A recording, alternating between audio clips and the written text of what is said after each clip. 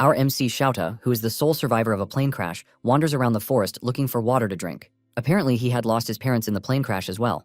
When his body eventually gives in and he begins to lose consciousness, a special forces soldier with an eye patch shows up and asks him if he wants to live. When he replies that he does, the man then makes it clear that he's going to face a rigorous life of battle that he'd regret not dying here. While the man tries to rescue him, his men try to stop him, stating that they're in the middle of a mission and that picking up trash like him would only get in the way. But the man gets furious and yells at them, telling them he doesn't take orders from people weaker than him. That was how Guzu Kyuhei, the captain, became Shouta's adoptive father. When they return to the base, Guzu hands Shouta a revolver and tells him it's his now. He explains to Shouta that he has to both live with it and die with it, but he knows that dying is still a long way off for him. Guzu gets him some food and water and tells him that when he's done eating, he will become a warrior, taking him by surprise. After the meal, Guzu reveals his plan to train Shouta relentlessly and turn him into a full-fledged warrior just within 5 years. Guzu is a combat professional conducting guerrilla operations worldwide. Just like he said, Guzu begins putting Shouta through various rigorous training sessions. He is taught martial arts and how to handle all kinds of weapons as well. Before he knew it, he had become so strong that no one in the unit dared to treat him like trash anymore. One day, during training with his old man, Shouta takes down a wild boar with a single sniper shot and eventually brings it back to the base. Learning about his plight, the rest of the men in the unit marvel at his undeniable talent, as he's only 10 years old. Some even remark that he might actually have more talent than the captain, who is rumored to be able to shoot a deer's right eye from a kilometer away. 12 years later, in an enemy camp, the ops are seen talking about the appearance of a certain dangerous mercenary called Crimson. According to them, Crimson is rumored to be a master sniper who can shoot the left eye of a mosquito from 2 kilometers away. With someone like that against them, they realize they might be cooked. One of the recruits, who doesn't believe such a thing is possible, disagrees with the rumor, but then the unexpected happens. A sniper bullet gets lodged into his skull from nowhere, driving the whole camp into pandemonium. Apparently, they happen to be deep inside their army territory, so they believe there should be no way for an enemy to infiltrate. All of a sudden, another shot is taken, and this time the general gets killed. Meanwhile, Crimson, who happens to be Shouta, is seen having a good time on a distant skyscraper as he wipes out the entire camp. He had been given the mission to kill the general and cause the unit maximum damage for 50,000 euros. When he decides to head back to report to his old man, a nearby enemy unit spots him and starts charging at him immediately. He's then forced to bring out his revolver to take care of them. Seeing the revolver, the men mock him, calling him a novice, but little do they know the 3 advantages that the revolver has over other weapons. Firstly, it doesn't jam. Secondly, it can use large caliber bullets with high power penetration. And thirdly, it has received the divine protection of the goddess of the battlefield. With just 3 shots, Shouta asserts his dominance and wipes out the entire unit. He's then rescued from the scene by Guzu with a chopper. On the chopper, Guzu congratulates him for killing his 3rd general in the war, but announces that he has a new mission where Shouta is expected to go to Japan. As expected, Shouta assumes that it's probably an assassination mission involving the prime minister or someone else of a high caliber. But the old man interrupts, telling him he's going to be teaching in a prestigious high school. Since Shouta can fluently speak 5 languages, Guzu tells him his mission will be to infiltrate the school as an English teacher. A short while later, a fake ID is prepared where he's given an undercover name. He then boards the plane to Japan, wondering what kind of obstacles he'll meet this time. Arriving in Japan, Shouta stops by to get some food at a convenience store. He's pretty impressed by the taste, hygienic packaging, and most importantly, the cheap cost. But what strikes his attention the most is how peaceful the place appears to be. Looking around, all he sees are people going on dates, picnics, or just having fun in general. He then wonders what mission could be waiting for him in such a peaceful country. After eating, Shouta heads to the safe house that was prepared for him. Getting to high-class residential area, he finds his apartment within a skyscraper and is impressed with the looks. The apartment also happens to be close to the school he has been sent to teach at. When he gets in, Shouta notices something unusual, but decides to sit down anyway. Shortly after, a man comes charging at him from behind with a knife. Thanks to his sharp observation skills, Shouta can detect him on time. He picks a bottle of water and throws it at the man to disrupt his field of vision. He then punches him straight in the face to the man's surprise. Not relenting, the man still attempts a full swing, but Shouta evades it easily and knocks off the knife. Seeing his raw physical abilities in person, the man confirms for a fact that he's the well-rumored Crimson. Shouta then grabs the man by the throat, asking who he is. The man surrenders himself easily, stating that he must have overestimated himself to think he could beat the legendary Crimson alone. Shouta, feeling cocky, tells him he should come with a team of 5 next time. All of a sudden, a young lady shows up behind him with a pistol aimed at his head, ordering him not to move. Shouta, who doesn't seem the least bit surprised, just casually tells her the hammer is not cocked, causing her to get flustered. He then turns around and grabs the cylinder in an instant, telling her to be more careful next time. The lady thanks him for the tip, but tells him she would be needing it as all they're here to do is provide rear support for him. They then officially introduce themselves as Ulfheim and Maylene. Ulfheim will be infiltrating the academy as an art teacher to provide support to Shouta and help him get settled into the culture. Maylene, however, will be infiltrating as one of the students to equally render support from the shadows. Shouta then reveals that he had sensed their presence the moment he walked in, and had just waited to see what they were made up of. He asks if they purposely made their attack cheap just to check him out, but the duo's spirits get shattered as they were really trying their best. When they ask if he has any questions, Xiaota asks how Meilin thinks she can pull off a teenager look when she's clearly in her 20s, pissing her off in the process. She then explains that since her skin is flawlessly smooth, she wouldn't really stand out in the midst of the Japanese high school girls. Ulfheim cuts in, telling her to stop glazing herself, and she ends up snapping again. The duo then later decides to brief Xiaota about the mission. The goal is to infiltrate the academy to protect Sakurako Kujo, the daughter of the president of a global military corporation, who attends the school. It happens to be a hidden Japanese military corporation that is known for developing war equipment, from rockets down to ammunition. The corporation is said to be using neighboring countries as detours to evade the country's arms export principles, which wasn't really an issue as long as it was limited to the West. But they received reports that President Kujo had started funneling the products to communist countries, which would eventually lead to world destruction. Since organizations from all over the world are now interested, they are most likely going to try to use his daughter as leverage on him. That's why someone as skilled as Xiaota was hired to monitor and guard her from these unknown people. Xiaota is expected to also sweet-talk Sakurako to get information about the arms export so he can outsmart the other forces, but that would be a serious problem, as bro has zero riz. Meilin then comments that his majestic and nonchalant looks should be able to make her fall for him naturally. The following day, following the intel he has received about the target, Xiaota gets on a bus, where he meets Sakurako. When the bus takes off, Xiaota notices Sakurako acting strangely, so he assumes that she's probably running a fever, or some kind of virus. When he communicates with the rest of the team through this hidden communication device, asking if he's to send her back home, they point out that he's not in any position to even do that to a stranger. Ulfheim, who is monitoring the whole incident with a surveillance drone, points out that rather than fever, Sakurako is just embarrassed. Apparently, she's being molested by a much older, perverted man from behind in the bus. Xiaota then realizes that this is probably part of his guard duty as well. After cupping enough of her dump truck, the man, however, decides to take things further by groping her milkers, so Xiaota intervenes. Like the knight in shining armor Sakurako wished for, Xiaota grabs the man's arm and twists it till it almost gets to a breaking point, causing him to scream in pain.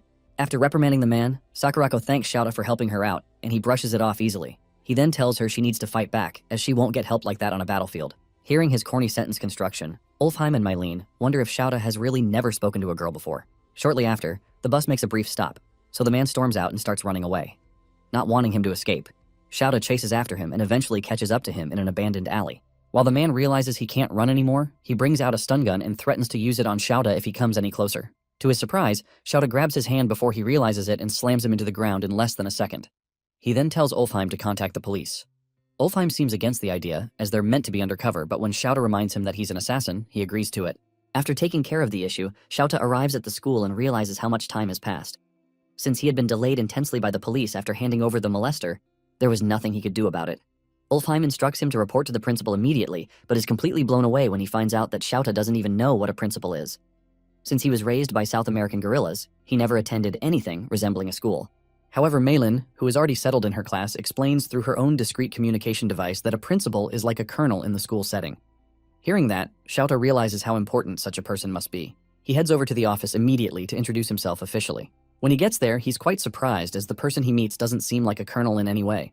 The principal welcomes him warmly and remarks on his good looks. While Xiaota tries to figure out what skills the principal specializes in, the old man reaches into his breast pocket for something. Xiaota immediately assumes the worst, so he reaches for his gun as well. Thankfully, Ulfheim and Meilin can stop him in time from causing huge havoc. From his pocket, the principal brings out a Japanese business card, which he hands over. Xiaota accepts the business card wholeheartedly as the principal introduces himself officially to him. He equally introduces himself and apologizes for coming late, but the principal tells him not to worry about it. Xiaota is quite surprised at the old man's benevolence because back in the military, an offense that grave would lead to a court-martial. The old man then explains that he received a report from the police about the situation he handled, so he commends him for his brave act. He then assigns Xiaota as the assistant homeroom teacher for Class 2B, which Sakurako and Meilin happen to be attending. While leaving the office, Xiaota accidentally refers to the principal as Colonel, taking the old man completely by surprise. On his way to the classroom, Ulfheim is forced to confirm that the only weapon on Xiaota is his revolver. When Xiaota finally arrives at the class entrance, Meilin instructs him to come in and ensure he acts like a teacher. Xiaota then opens the door and prepares to face an obstacle he has never faced before: students. Walking into the classroom, Xiaota draws the attention of the students for so many reasons. While the girls fawn over his aura and good looks, the boys, however, are visibly disappointed because the teacher turned out to be a man. The girls immediately start bombarding him with questions ranging from his favorite food down to the kinds of women he dates. Meilin knew Xiaota was going to be popular with the students, but even she didn't expect this level of attention. Thankfully, Sakurako, the target, happens to be among the girls fawning over him. When Meilin finds out, she discreetly communicates about it, telling him to find a way to use it to their advantage. But before then, Xiaota still has to introduce himself to the students. Facing the students, Shouta talks with a very calm voice, introducing himself as their assistant homeroom teacher and new English teacher. He also specifically mentions that he can speak 5 different languages, asking whoever is interested in learning to come see him during break time. As expected, the girls give in to his charm, openly expressing how much they like him. Meanwhile, a male student who happens to be infatuated with Sakurako is seen beaming with jealousy at the sight of her blushing at the new hot teacher. The homeroom teacher seems quite impressed by his qualifications as well. When she asks what his hobbies are, Shouta thinks about sniping, but he knows he can't say it. He then states that his main hobby is weight training, striking the student's interests even more. However, one particular chopped male student burns with so much hatred and jealousy. Apparently, he had told his classmates his hobby is weight training as well, but they only laughed at him. Seeing them give a different kind of reaction to the attractive teacher becomes too unbearable for him to take.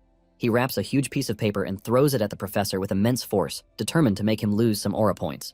To his surprise, Shouta, who had already turned around, catches the paper just before it touches the back of his head. He then casually drops it in the trash can, making the girls trip even harder. During the break period, the girls scatter around the school in search of Shouta but can't seem to find him anywhere. Like the other students, Sakurako also wants to talk to Shouta, but for some more personal matters. When Mylene finds out about this, she contacts Ulfheim, asking to know if he has surveillance on Shouta, as she equally can't find him. After searching for a while, Ulfheim finds him, but not in a peaceful condition, so he alerts Mylene about it. Both of them then rush to the location to find out what is going on. Meanwhile, behind one of the buildings in the school, Shouta meets up with one of the students, who had invited him out to discuss matters about Sakurako. Seeing the student with a baseball bat, he gets confused and asks if the student is in the baseball club. Pissed, the student replies that he's in the go-home club. Clueless as ever, Shouta gets even more confused as he asks if such a club really exists, causing the student to lose more patience. The student then tells him he doesn't like him because of the way Sakurako looks at him, mesmerized. Shouta replies that he doesn't know how she sees him, but he'll be taking his leave as he has no intentions of playing baseball. Just like that, the student snaps and charges at him with the bat, openly declaring his intentions of bashing Shouta's head in. When he takes the first swing, Shouta dodges it easily and tells him he's out of range. The student gets furious and takes a couple more swings, but Shouta keeps lecturing him on how to swing properly as he evades them. He eventually gets tired of playing around, so he knocks the student out with a gentle palm to his forehead. Ulfheim and Mylene then arrive at the area and are shocked to see that, apart from the previous roller coaster of events, Shouta has also beaten up a student on his first day.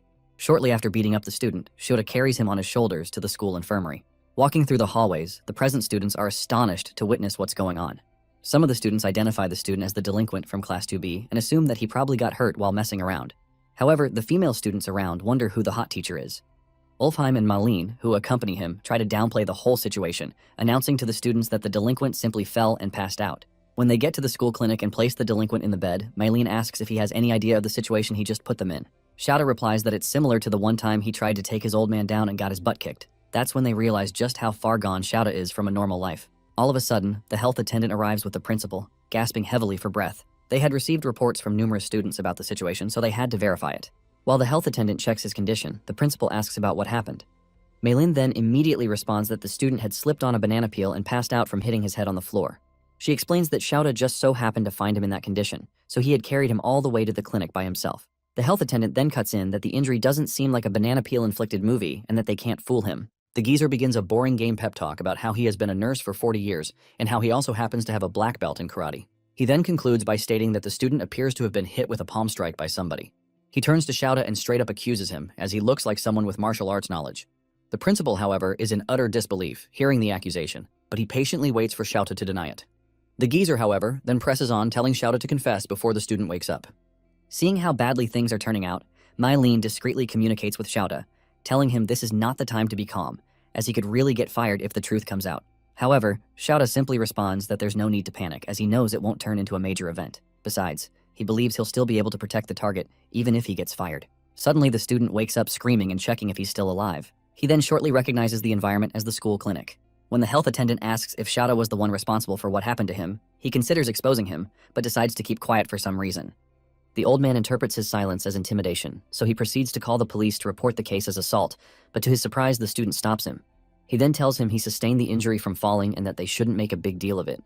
The attendant believes he's lying, so he tries to press further, but the student snaps and calls him a toothless old geezer, asking him to mind his business. As expected, the geezer's anger gets taken away from the actual incident and targeted at the student's rudeness. While the delinquent walks past Shouta, he whispers that he's going to make him pay for what he did to him. Thanks to the delinquent's unruly behavior, the team manages to clear the air, so they get to leave scot-free. While they head out, Shouta casually mentions how similar delinquents are to mercenaries in the aspect of upholding their reputations. He had taken a gamble on the fact that the delinquent wouldn't want news to get out about him getting ragdolled by a new teacher in school. Hearing this, Ulfheim and Mylene are pretty impressed as they confirm that Shouta is indeed no ordinary mercenary. The team then decides to resume their duty of protecting their princess. On their way, Mylene makes a corny joke, likening their mission to the Mario Brothers, but as expected, Shouta doesn't get it. Meanwhile, a suspicious student is seen stalking Sakurako while thinking to himself that all he has to do is capture her, and then the world can be his. The team eventually finds Sakurako changing her shoes in front of the school locker room, so they realize she's about to head home. Ulfheim, however, voices out his concerns about the Japanese unusual culture of switching shoes when the school clearly has cleaners. But Mylene teases him about it, calling him ignorant. Both of them then get into a squabble as they begin calling each other names. While Sakurako heads out, Shouta notices something unusual, so he orders Ulfheim and Mylene to freeze. He then points out the fact that while the other students are leaving, a particular student seems to be standing still in the locker room. Worse still, he's standing directly behind Sakurako's shoe locker. Meanwhile, the student is seen setting up a peephole under the locker so he can take pictures of Sakurako without anyone getting suspicious. While Shouta tries to call out to him, the creepy student picks up her indoor shoes and begins to sniff them like his life depends on it. Seeing this, although Sakurako is still suspicious, the other two understand the situation, so they ask him to leave the student be. They explain that the student is simply a pervert, popularly known in Japanese as a hentai. As expected, even though the term hentai has now become a globally understood term, Shouta still has no idea about it. While the strange student sniffs the shoes, he imagines himself in a kinky situation where Sakurako is a dominatrix, and he's her slave. Ulfheim explains to the puzzled Shouta that there is just a set of mentally derailed people who steal people's stuff and use them to fantasize about them, without actually talking to them. Shouta, however, refuses to believe that someone that weird exists. He believes the kid has a motive, so he makes up his mind that he's going to interrogate him directly. When Shouta leaves, Mylene wonders if he's going to be okay, but Ulfheim asks her to let him be, as he needs to experience stuff like this to understand the world better. He then instructs her to go after Sakurako and try to befriend her to make things easier.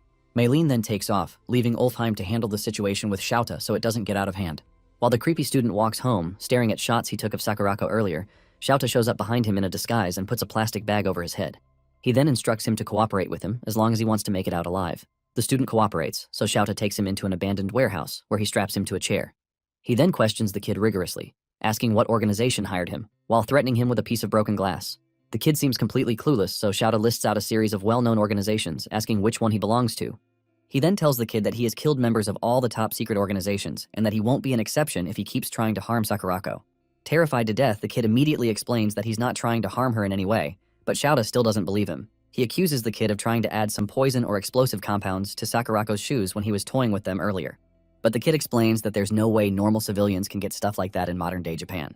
Still, Shouta decides to take his interrogation to the next level. He tells the boy that he's going to peel the skin of his neck, and that if he flinches, then he's an agent targeting Sakurako, but if he endures it, then he's a high-guts agent with deeper intentions towards her. Hearing his condition, the boy, who was already drenched in bodily fluids, starts to panic even more. Shouta then fakes an attack towards the kid, causing him to piss himself and pass out. From his reaction, he can confirm that the student is not an agent. Shortly after, Ulfheim walks in and thanks Shouta for holding himself back from actually attacking the student. They take the student to a bus stop and leave him there to regain consciousness as they leave. They both then head over to resume Sakurako's protection. Meanwhile, Mylene catches up to Sakurako and pretends to be headed her way, but little do they know there's a professional sniper awaiting orders to take a shot at Sakurako. Upon spotting Mylene approaching Sakurako, the sniper, who doesn't want to mess up his mission, decides to wait for the perfect shot at his target. Mylene, on the other hand, who is oblivious to what's going on, chats with Sakurako, asking about makeup and whatnot. She introduces herself as a foreigner currently studying in Japan. When she hears that Japanese schools don't allow makeup, Mylene gets pissed, and she attacks the schooling system for being strict. She then mentions how students overseas can dress and act the way they want and even smoke. Sakurako is stunned by the level of liberty other students have. Unknown to her, she's at the edge of the walkway, so she loses her balance and nearly falls to the road where an incoming vehicle is fast approaching. Thankfully, Ulfheim shows up and saves her from being run over. As a result, Ulfheim gets drenched from the puddle the car had splashed, but he doesn't mind as long as Sakurako is well. Shocked, Sakurako thanks him and apologizes for getting his shirt drenched. To her surprise, Ulfheim winks at her and calls her a princess who almost got her clothes ruined. Sakurako quickly clarifies that she's no princess, but Ulfheim insists that all women are, according to God's decree during the 7 days of creation. He holds her hand and tries to plant a kiss, but Mylene, who has been watching him sim over Sakurako, snaps and knocks him out like Chun-Li in Street Fighter. She immediately tells him that kissing someone on the hand isn't allowed in Japan. She attacks Ulfheim's origin, and they argue like cats and dogs. After watching them throw words at each other, Sakurako calls them a funny bunch that bicker like brothers and sisters. The assassins then talk to each other, and Mylene learns from Ulfheim that someone had tried targeting Sakurako. Meanwhile, on the rooftop, the sniper has his sight locked on Sakurako, but Shouta shows up and blows his brain out. Shouta then wonders who they are and if they want to capture Sakurako. Later that night, in Sakurako's room, Kane, Sakurako's maid, sees Sakurako sighing over and over, so she asks the girl what the matter is. Sakurako is immediately flustered, but Kane reminds her to call her by name, as her dad had instructed. Sakurako hesitates and does as told, and the angry maid finally calms down. Kane then reminds the girl that she should not forget her pride as the daughter of the Kujo family. The family has been a noble one that has existed since the Heian era. After being scolded, Sakurako asks Kane if she has ever been in love. It takes Kane a while to understand what Sakurako meant, but when she does, she tries talking about how being a part of the Kujo household affects relationships. Sakurako immediately denies being the one in love, but to her surprise, Kane tells her there's no family rule forbidding falling in love with a commoner.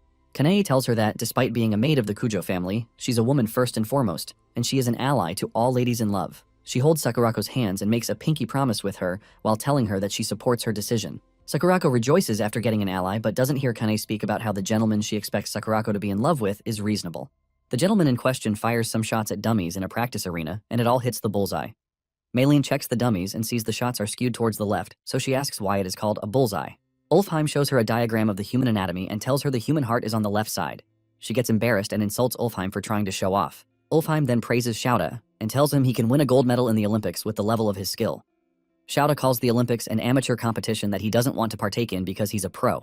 He then asks Ulfheim for information regarding the enemy organization, but when Shouta sees his lackluster behavior, Shouta asks for validation on Ulfheim's job. Ulfheim then tells him it's Maylene who is their intelligence specialist. They look at her, and as soon as she realizes she's been queried, Maylene tells them she's using all her resources but hasn't found any leads. Shouta notes that the organization has the resources to get a sniper. He calls the man he had killed earlier a trained soldier and notes that the sniper rifle isn't a weapon that can casually be brought into Japan. He goes through the photos and notes the weapon's name, the year it was made, and the country that produced it. Ulfheim notes that if it involves a Dragunov, they'd know who is behind it. Maylene takes out an axe and calls him an idiot, because no one sane will walk around the street with a bloody axe. While they bicker, they all conclude that they can't smoke out the organization based on the weapon's origin, and because of that, they can only react to their moves. Shouta turns on the CCTV footage while telling his assistants that they have to continue guarding Sakurako and wait for contact from the last boss. They agree with him, but Ulfheim freaks out after seeing Sakurako changing her outfit. He feasts his eyes and thanks his stars, but suddenly the TV goes off. That's when he sees Maylene holding a pistol and glaring daggers at him. Ulfheim tries to calm her down, but she tells him she's practicing her marksmanship. Immediately, bullets whiz through the air and Ulfheim dodges for his life. While the two are at it, Shouta thinks about how his adoptive father gave him this unclear mission. Unlike other missions, which didn't require much processing power and had clear objectives, the current one's goal is extremely vague. Shouta wonders if all he has to do is just to protect Sakurako, but his troubled mind thinks there might be more to it. Meanwhile, elsewhere, a military squad completes its suppression mission. While the members celebrate, a curious fella amongst them goes looking for the last boss inside the building, and when he sees him, he's confused when he sees the old man staring at the sky. The soldier then speaks to his commander, saying he's lost in thought, and the last boss tells him that he was wondering if the same night sky he's looking at is connected to Japan. That same night, Shouta had a dream about his past. How he was raised by his adoptive father after being found almost at the point of death and trained harshly till he became a pro. By the time Shouta had become an adult, he had earned the name Crimson, which was a result of the blood he made his opponents shed during missions. Back then, Shouta dominated the battlefield with crimson flames, and now he fears that the same flames might one day burn him to ashes. The next morning, he wakes up unclad and decides to do some light workout. Unfortunately for Ulfheim, he walks right into the room without knocking, and as a result, an unforgettable image gets burned into his retina. As he tries to forget what he had just seen, Ulfheim says he'll need to go on a date with 6 different ladies to cleanse his eyes. As Shouta dresses up for school, he asks Ulfheim if he's good at such a mission, and Ulfheim brags about being able to complete it within a day. Curious as to why Ulfheim entered his room, Shouta asks Ulfheim why he's around, and Ulfheim latches onto him before saying that he was worried about him due to the night and day difference between war and Japan. He then urges Shouta to eat breakfast with him before they head to school. Shouta agrees and heads to school after a couple of minutes. In the classroom, he reads an English novel to his students, but the females fawn over him. Maylene sees how bright red Sakurako's face is, so she calls her cute. Meanwhile, one of the male students, named Hideki, gets pissed at Shouta for getting the girls to fall for him. He wishes he were popular because what matters to him isn't looks but how pure a person is. Coincidentally, Fuse glares daggers at the teacher while Sakurako looks at him with admiration. Later that day in the restroom, Hideki approaches Fuse, and after seeing how angry and hostile the latter is, Hideki tells him he's on his side. Confused, Fuse reminds Hideki that he's a loner, and Hideki accepts, but he then brags about his wealth. Fuse affirms that Hideki is rich, and Hideki tells him that if they combine forces, he can pay the delinquents Fuse can call over and have them beat Shouta up. Fuse thinks about and immediately buys the idea, so they shake hands and ally. Immediately, Fuse contacts delinquents all over the city and promises to pay them for the job, so they hurry over in their vehicles, feeling excited about their mission. The following day, as Sakurako gets down from the bus and walks to school, the students adore her beauty. Meanwhile, in a bus parked not far from their school, Ulfheim and Maylene monitor Sakurako with one of their drones. There, Ulfheim praises Sakurako's beauty, and even Maylene had to stylishly admit that Sakurako is above her. Although her use of grammar gives her a false hope that she stands a chance, Ulfheim breaks her bubble, and they almost get into a fight. Confused, Ulfheim asks why Sakurako acts carelessly because by all standards, she's supposed to be guarded and not walking alone to school. Maylene squarely reminds him that it's the reason they are employed, but Ulfheim reminds her of how powerful people have envoys. Realizing what he means, Maylene then explains that it's Otori Academy's rules that forbid students from commuting to school in vehicles. The school doesn't allow classism, and all classes of society attend. Maylene tells Ulfheim that the school motto is independence and self-reliance, but Ulfheim takes it as an instruction for the rich students to learn from the commoners. Maylene then continues by explaining that Sakurako's dad initially wanted his daughter to attend an all-girls school till university, but the young lady insisted on going to Otori. While watching Sakurako, Ulfheim says she captivates every man around her by walking. Maylene then tells him it's the same for Shouta. They watch Shouta walk to the school and see as many girls fawn over him.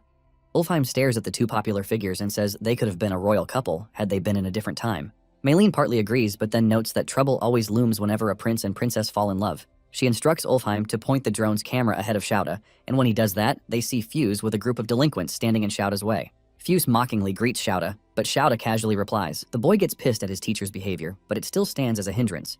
Maylene and Ulfheim, who observe through the drone, indirectly call Fuse a caveman for showing up with reinforcements after Shouta had previously floored him. Ulfheim then tells Maylene that there's a problem, and it is that numbers don't matter before the legendary Crimson. Since Shouta got the message, he pulls off his tie and asks Fuse to follow him somewhere quiet. Fuse agrees, and they go to the riverbank. There, Fuse cockingly declares that they outnumber Shouta 20-1. He believes Shouta doesn't stand a chance due to the difference in numbers, so he gives the teacher the option to cry and apologize, and that way he may be spared. To their surprise, Shouta gives them the same condition and then reminds them that he wishes they didn't fight because he's their teacher. They laugh at him and conclude that Shouta isn't good at math. With 2 words, Fuse orders the delinquents to fight Shouta. They immediately rush at him, but he folds them and whoops them like it's a walk in the park. The others get terrified as he perfectly knocks down their comrades. They say Shouta isn't human, but Shouta assures them that he is. But he was simply trained on the battlefield. As he strikes most of them down, the others panic and yell that they weren't informed beforehand about how strong Shouta was. Fuse gets mad at them for failing to take down one man, so he yells at the bikers to run Shouta over. One of the delinquents immediately starts his bike and charges right at the English teacher. What happened next shocks everyone watching as they did not expect Shouta to step on the bike and kick off the rider like a ball. He picks the bike up and sits on it. Fuse loses his fuse and yells at the others to attack Shouta, but Shouta shocks him by driving straight at him like a raging bull, but then momentarily stops inches from his face. Fuse sweats buckets and falls to the ground, but still tries to act tough, so Shouta tells him to thank his stars that the Japanese bikes have well-built security systems. The teacher then asks them if they still want to have a go at it or not. On hearing this, the delinquents think about it for a bit before making the wise decision by bidding Fuse farewell and running off. Fuse is shocked by their behavior, so he orders them to come back, but they shut him up and call him a coward for not fighting. The other boys who stick around advise Fuse to give up since they never stood a chance when they were about 20 compared to now. Frustrated, Fuse grits his teeth and then yells at Shouta, calling him a fighter. Shouta calmly replies to him by asking what Fuse wants, then calls him a coward. Fuse then admits that Shouta is good at fighting, but then asks if he has guts. Shouta asks him what he means, and Fuse tells them to settle it with a chicken race. He gets on another bike to challenge Shouta in the game, whereby the first person to apply the brakes between them as they drive towards the wall loses. Maylene gets mad after seeing Shouta agree to such a ridiculous game, so she asks Ulfheim to connect her to him. Immediately, as the connection is made, she asks him if he seriously wants to take up the challenge, and Shouta affirms. She then asks him if he's dumb because he can easily solve the matter by beating them to a pulp. She then asks him what he'll do if, by some chance, he loses the chicken race. Shouta plans to find out when he crosses the bridge. With that, he disconnects the audio. Maylene yells at Ulfheim, saying that Shouta has violated orders. She worries about what the boss will say if he finds out. Maylene then asks Ulfheim to turn back the audio, but to her surprise, he refuses. She snaps at him and hits him for being so stupid, but Ulfheim tells her that Shouta would never lose. The day Shouta knocked out Fuse when the brat tried attacking him, Shouta carried the boy back to the infirmary. Then, Ulfheim had asked Shouta why he was being too nice to the boy, so Shouta narrated how he had a soldier much younger than him join his unit when he was fighting in the jungles of South America. Despite the boy being very young, Shouta and the last boss had allowed him to participate in the war because the boy needed to feed his family. Back then, Shouta had grown close to the boy and tried teaching him Japanese. Unfortunately, the day after he taught the boy how to say goodbye in Japanese, the little soldier was killed in action. Now, the reason Shouta had decided to help Fusey was that he looked just like the fallen little soldier. As Ulfheim watches them about to race, he sees Shouta smiling after being trash-talked by Fuse, and notes that Shouta might be better suited as a teacher than a mercenary. Rain starts falling at the venue, and as they rev their bike, preparing for the race. The referee announces that they are to take off as soon as the can he throws hits the ground. Maylin has a bad feeling about the race, but Ulfheim calms her down by saying Shouta is a teacher after all. She refuses and says he's just a legendary mercenary. Still, Ulfheim supports Shouta and tells her that Shouta might become a legendary teacher. Curious, he anticipates the outcome of the race. A few seconds later, the referee throws the empty can into the air, and as soon as it lands, the bike riders kick off. Shouta outpaces him and accelerates towards the wall. Fuse also picks up speed, and it has his henchmen worry about him. Still, Shouta doesn't waver and doesn't reduce his speed despite the wall getting closer than ever. Seeing this, Maylin freaks out, knowing that if they crash into the wall at that pace, Fuse will die. Ulfheim, on the other hand, commends Fuse for being gutsy, but Maylin worries about Shota's teaching career because if he gets Fuse killed, that'll be the end for him. Ulfheim, on the other hand, says that can only happen if Shouta abandons the boy, but he is sure Shouta won't do such a thing. As they approach the wall, Shouta glances at Fuse and sees the boy risk his all just to save his face in school. At the last minute, Fuse applies his brakes out of fear of being turned into mashed cheese, and immediately Shouta intervenes by leaping off his bike and saving the boy. He acts as a meat shield while falling to the ground and protects Fuse from being grazed. The bikes, on the other hand, slam into the wall. Shouta then gets up after sustaining an injury on his forehead and asks Fuse out of concern if he's okay. Fuse wakes up and sees he's safe, so he assesses the situation and realizes that Shouta had saved him. Shouta observes him and relaxes after seeing that Fuse isn't hurt, so he walks away. Utterly confused, Fuse asks Shouta why he saved him, and Shouta should have left him alone. Shouta then realizes that the reason Fuse has been acting this way is that he is always alone. The boy grits his teeth from the impact of Shouta's words and tells Shouta not to pity him. Fuse then recalls how his parents didn't care for him, and he had to fend for himself in such a lonely world. Shouta approaches him and tells him that in the world he knows, children aren't left alone because they are also valuable combat assets and labor forces. He explains to Fuse that he has lived in a world where a child's life is as light as a feather, but it's a problem for Fuse, who hasn't reached out to all these while. With that, Shouta stretches his hand at Fuse, and the boy is shocked to see someone show concern about him. Shouta then tells Fuse that he isn't alone, and if he ever feels like lashing out or getting pissed off at something, he should come to him. And if it's a fight, he'll take Fuse in as many times as he wants. The boy bursts into tears, and then shakes Shouta, agreeing. At this point, Maylin admits she's amazed by Shota's hot bloodiness. She agrees, just like Ulfheim, that Shouta isn't acting out of character. Outside, as Shouta and Fuse leave the riverbank, Fuse confirms that Shouta just moved to their town, so he offers to lend a hand to Shouta in case he needs anything. Shouta agrees by using weird terminology, and the boy struggles to grasp what he's saying. Maylin then realizes that their organization has to clean up the mess Shouta and Fuse had made. Worst of all, she's the one in charge. As the males walk back to school, Hideki stares at them from afar and curses Fuse for being a coward. He changes his mind and vows to get Shouta expelled from their academy. A few days later, Hideki hugs and tries to kiss the portrait of Sakurako in his room. Suddenly, his housemaids come into his room to clean it up after informing him beforehand. He quickly covers her portrait and looks very embarrassed due to almost being discovered. He then yells at them for entering his room without his permission and threatens to have them fired. He orders the old ladies to leave his room, and as soon as they leave, they continue their cleaning elsewhere while talking about how the lord of the house will be pissed if they don't clean Hideki's room. Another maid tells her not to worry because the geezer is always so busy with work that he rarely comes home, and when he even comes home, he always heads straight for the villa in Izu where he polishes his favorite vase. Just like they have said, Hideki's dad currently admires his vase, which he calls Kakimon, a national treasure.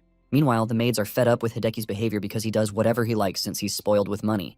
He even orders food when the maids could have made one for him. Pissed at their nagging, Hideki calls them lowlifes who shouldn't tell him how he gets to spend his allowance. They stare at him judgmentally and vow to ensure their children don't turn out like him. 1 week later, Sakurako plays the piano during music class, and the entire class applauds her. Ulfheim and Maylin confirm there are no abnormalities on Sakurako's front as usual. They talk about how nothing has happened since the sniper incident, and it's been peaceful ever since. Curious, Maylin asks Ulfheim what Shouta has been up to since she hasn't seen him since morning. Ulfheim then reports to her that Shouta is getting chewed out by the principal.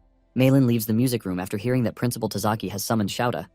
Meanwhile, at the principal's office, Tazaki tells Shouta that there's a troubling case against him. Shouta, as usual, acts strictly and rigidly around the principal like he's talking to a colonel.